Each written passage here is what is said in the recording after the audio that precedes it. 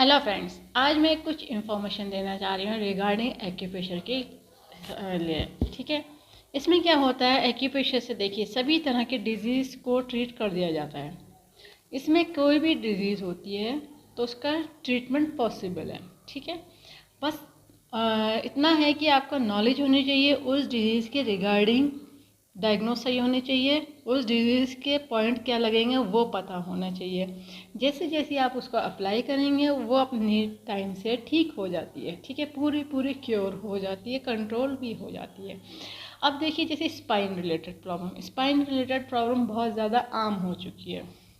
हड्डियों की स्पाइन यानी वर्टिब्रा, रीढ़ की हड्डी की जैसे प्रॉब्लम क्या है आज की जनरेशन में, यंगस्टर को क्यों हो रहा है?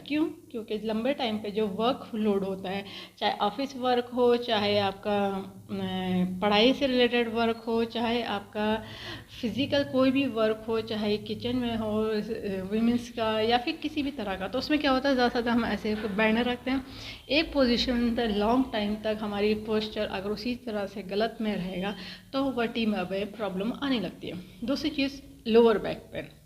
लोअर बैक में क्या क्या प्रॉब्लम हो जाती है? जनरली क्या होता है, जैसे हम व्हीकल से उधर इधर मूव कर रहे हैं, कोई भी व्हीकल हो सकती है, सड़कों में गड्ढे आए, ऊपर नीचे हुए, अब उसमें क्या हुआ, ठीक है अपनी हुई थी, कुछ शॉक प्रूफ होती है वो तो चलो सेफ्टी वाली हो गई, कुछ ऐसी जगह होती है जहाँ पे शॉक प्रूफ नहीं पॉसिबल हो पाता है, जो व्हीकल में हम ट्रैवल कर रहे हैं, उसमें क्या हुआ, झटके लगे बहुत तेज़ी से, वहाँ की वर्टिब्रस की जो नर्व्स है उसमें हिलाव आया, मतलब उसमें कुछ फोर्स पड़ा जिसकी वजह से वो डिस्टर्ब हो जाती है, तो लोअर रिलेटेड प्रॉब्लम हो गई।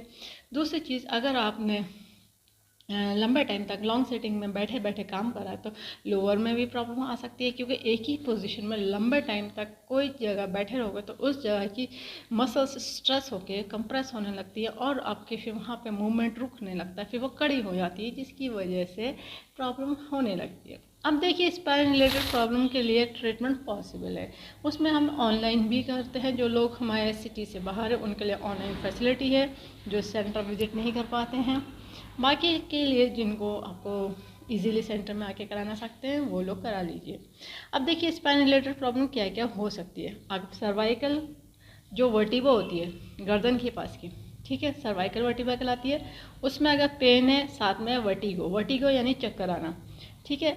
फिर क्या होता है, अगर पेन है, शोल्डर में नमनेस आ गई या शोल्डर फ्रोजन हो गए क्योंकि हाथ ऊपर नहीं ले जा पाते हैं, ये हो सकता है। या फिर पेन है लोअर बैक में और जो जा रहा है जिसकी उसकी रीज़न है स्लिप डिस्क हो गई है तो उसकी वजह से लोअर बैक पेन हो सकता है।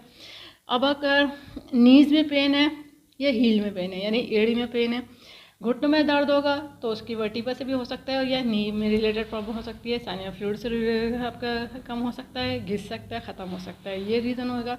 हील में पेन है तो उसका भी रीज़न अलग अलग होगा। हील में क्या हो सकता है, जैसे कि आपके उसकी हील जो एड़ी होती है, एड़ी पैर की एड़ी, उसमें क्या हो सकता है कि आपने लंबे टाइम इस तरह से हील वाली पहनी तो उसकी वजह से आपकी यहाँ पे एड़ी में दर्द हो सकता है, या फिर आपकी वहाँ की बोन में प्रॉब्लम हो सकती है, या फिर लंबर या सैकल की जो वहाँ की नर्व वहाँ पर जा रही होती है तो वहाँ पे अगर कोई प्रॉब्लम होगी तो आपकी हील में प्रॉब्लम आएगी। ठीक है, या यूरिक एसिड रिलेटेड हो सकता है, सीआरपी हो सकता है, क्रिएटिनिन की वजह से भी हो सकता है। तो देखिए, रीज़न एक नहीं होता है, मल्टीपल हो सकते हैं। किसी बॉडी में क्या रीज़न है वो डिटेक्ट होना बहुत ज़रूरी होता है, उसके बाद ही आपका पॉइंट लगाया जाता है।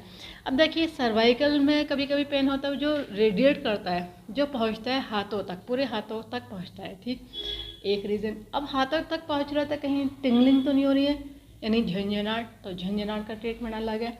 सेंसेशन नहीं है, सुनपन हो रहा है, नमनेस हो रही है तो उसका ट्रीटमेंट अलग है।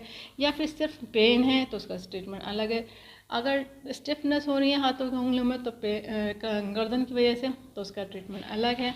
तो हर कैटेगरी का ट्रीटमेंट सेपरेट है, हर किसी की बॉडी के अकॉर्डिंग क्या प्रॉब्लम आई है उसके अकॉर्डिंग ट्रीटमेंट दिया जाता है, डिसाइड करा जाता है कि इस पर कौन सा पॉइंट एप्लीकेबल है। ठीक है, जब तक डायग्नोस नहीं करेंगे तो ये आम तरीके से पॉइंट लगा के ठीक नहीं होता है।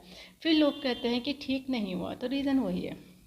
कुछ लोगों की पैरों को तलवों में जलन होती है, बर्निंग सोल कहलाती है। ठीक है, पैरों में जलन या हाथों में जलन, उसका ट्रीटमेंट अलग है। अब पैरों में जलन हो रही है तो रीज़न हो सकता है या तो यूरिक एसिड हो सकता है, सीआरपी हो सकता है, या गॉर्ड हो सकता है, या फिर आपके पैरों में जलन किडनी रिलेटेड प्रॉब्लम की वजह से भी हो सकता है। ठीक है, ये भी रीज़न हो गया। अब दोनों घुटनों में दर्द है या एक घुटने में दर्द है, फुट ड्रॉप है तो उसका पॉइंट अलग रहेंगे।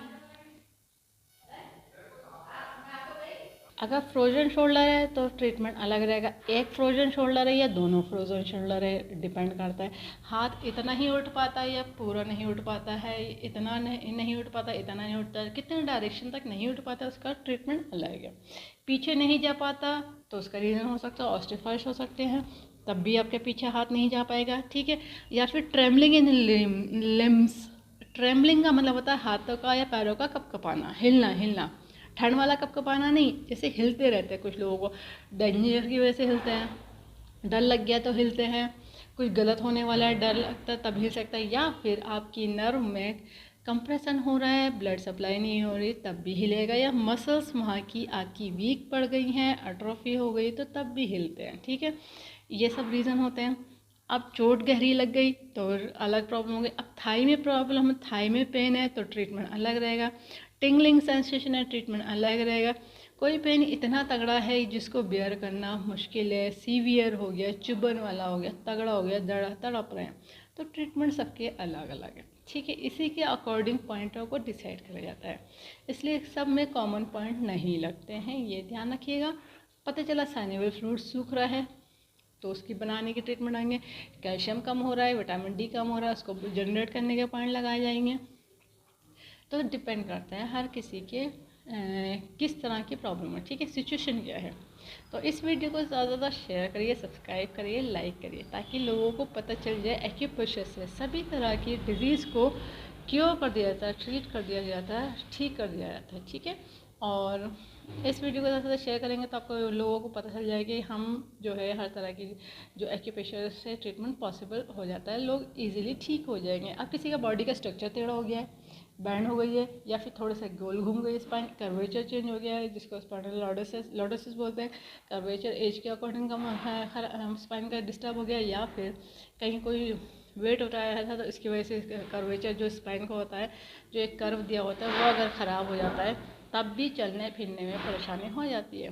तब क्या होता है, बॉडी को फिर लेटे रहने का होता है, लेटे रहने में क्या होगा, ब्लड सोर्स की प्रॉब्लम हो जाएगी, यानी कि जो कवर में होते हैं उसमें स्वेलिंग आके उसमें प्रॉब्लम आ सकती है। तो सब चीज़ें डिपेंड करती है, ठीक है। और इस वीडियो को देखने के लिए thank you very much, see you next time.